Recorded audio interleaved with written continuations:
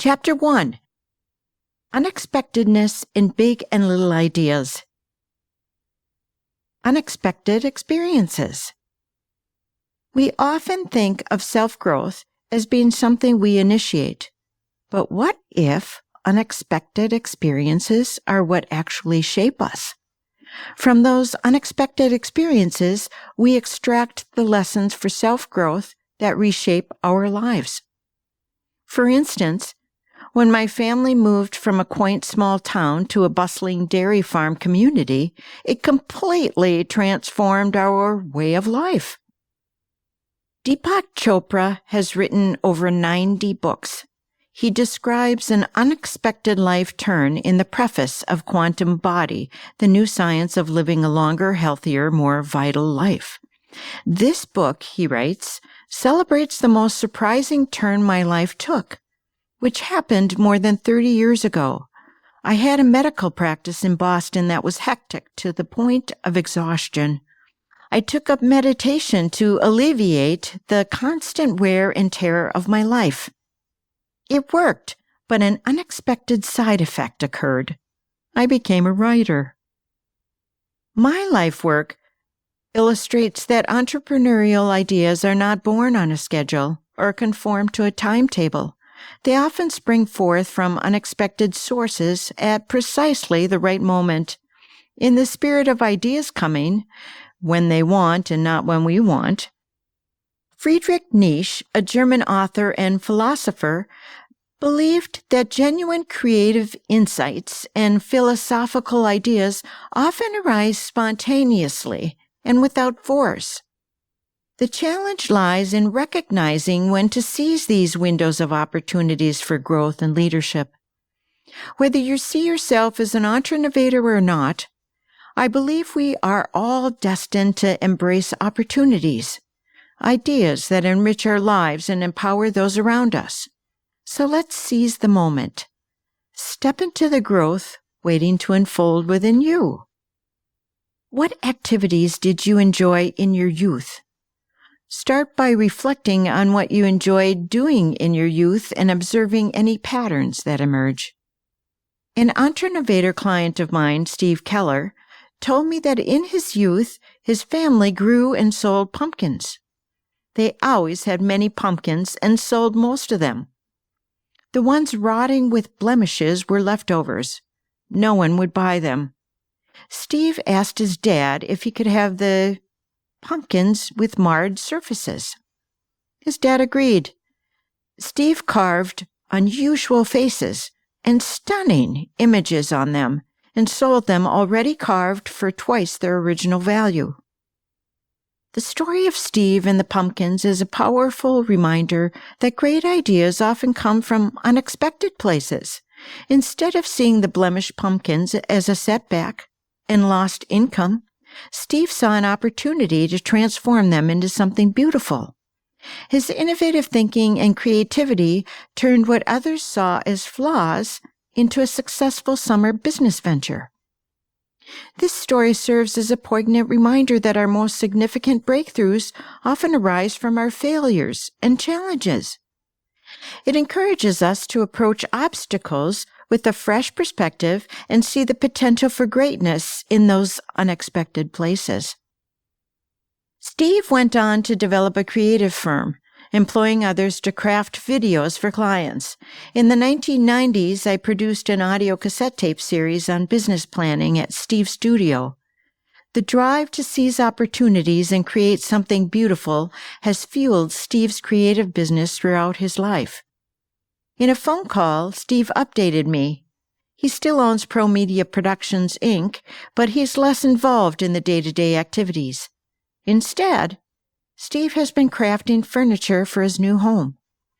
He sold his previous house, and the new owners requested to buy it with the furniture Steve had built. The theme of his childhood stayed with him, always noticing opportunities to improve his own life and the lives of others. So it is clear that growth often springs from unexpected places. The next step is to reflect on what captivated you for countless hours in your youth. Write down what you remember. We will touch on this list later.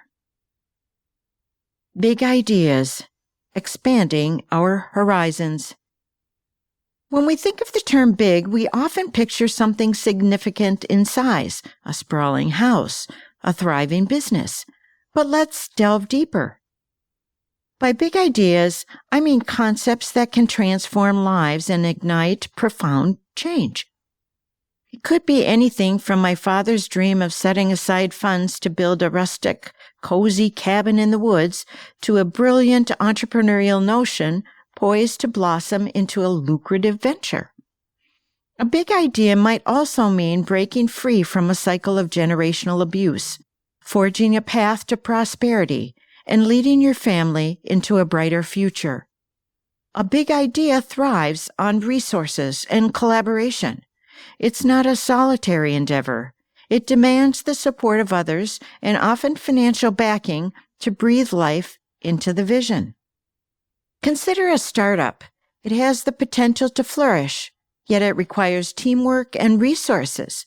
Even the successful Post-it notes emerged from the creative environment within 3M, illustrating how entrepreneurship can lead to groundbreaking products.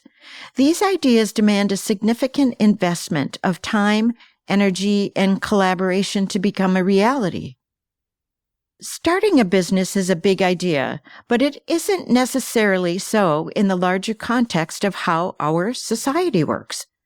Society categorizes businesses into micro, small, medium, and large enterprises for various practical reasons, including legal classifications, tax structures, resources, and marketing strategies.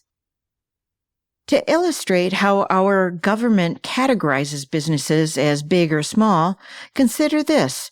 A small business is defined as one with fewer than 500 employees. That's right. According to the Small Business Administration, as of July 2024, an astonishing 99.9% of the 34.8 million businesses in the United States fall into the small category. By contrast, 19,688 are large businesses. A subcategory of small businesses is micro businesses. Micro businesses make up about 82% of small businesses. These businesses, run by solopreneurs, employing fewer than 9 people, create meaningful jobs and fuel growth. Their annual revenue is less than $250,000. U.S. firms employ almost half of all private sector jobs, 59 million or 45.9%. So even though they are small firms, they are significant contributors to the U.S. economy. 59 million small businesses provide jobs for nearly half of the employed population, demonstrating their important role in our economy. While employing 500 people hardly feels small to me, understanding these classifications provides a larger context for where we and our ventures fit. The majority of entrepreneurs I collaborate with generate under $2 million in annual revenue. They grasp that while their business may fall into the small category, it doesn't diminish the weighty financial responsibilities they bear. Operating on a shoestring budget with a lean team can be profoundly taxing over time. What exactly does a big idea mean in this context? Big ideas are more than just a notion. They involve a bold vision that thrives on collaboration, creativity, and resources, elements that can't bloom in isolation.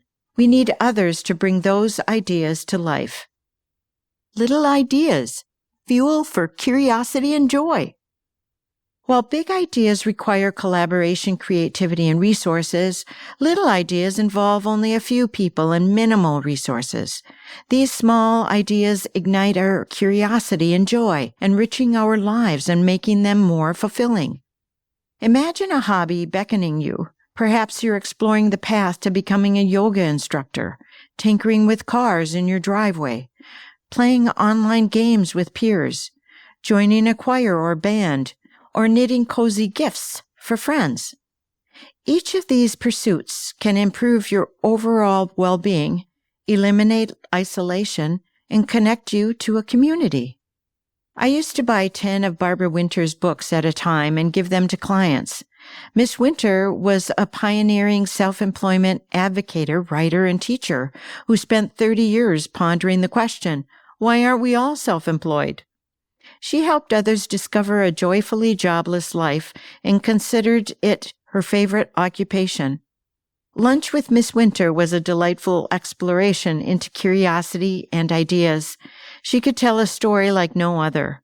As we discussed her book, Making a Living Without a Job, she tucked advice from me into a story.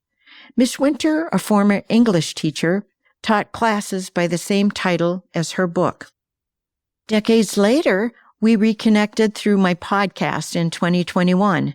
We discussed 6 ways to become an idea detective. Her first suggestion started with finding your curiosity. She said, "We are born curious, many quiet, curious voices as we grow up. Pondering life keeps our imagination fed. Make friends with curiosity, stay on alert, and keep searching for new ideas."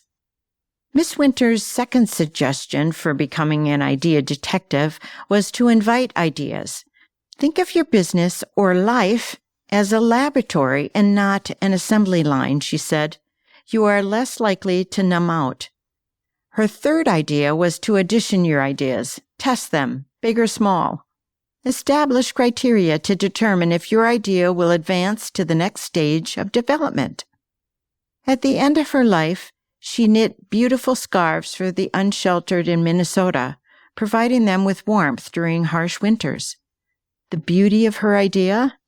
It required little more than yarn and needles, and brightened her days as she contributed to others. Although Miss Winter sadly passed away on October 28, 2022, her ideas and inspiration live on.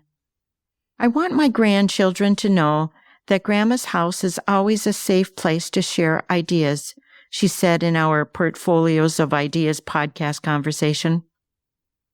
Sometimes a little idea can ignite a big transformation. Cheryl Vanderpool, whom you'll meet in Chapter 4, made a life-changing decision to end her marriage. She moved her 2 young daughters from a small town to a bustling city, where she launched a vibrant creative business, a true testament to the power of stepping way outside your comfort zone. The essential takeaway is simple. Don't get tangled in labeling your ideas as big or small. Instead, dive into the exploration of creativity to unearth and cultivate your unique talents. The journey you're about to embark on, it might lead you to truly a remarkable idea. So plunge into the realm of both your grand and modest ideas like a detective. Harness your curiosity and embark on a journey that enriches your life. Begin by reflecting on your youth. Do the passions of your past still echo in your present pursuits? Use this reflection to uncover the patterns woven into the fabric of your life's work. Unleash your inner innovator, inventor, artist, creator, or pioneer. Reflect on the trailblazers who have shaped our world, those remarkable individuals who transformed dreams into reality. They took steady, small steps, propelling progress with their groundbreaking ideas. In broad daylight, we can see the merit of our visions and explore their boundless potential. Let's not just dream about big and little ideas. Let's celebrate the incredible opportunities they present. Together, we can transform our visions into action, taking small yet powerful steps forward.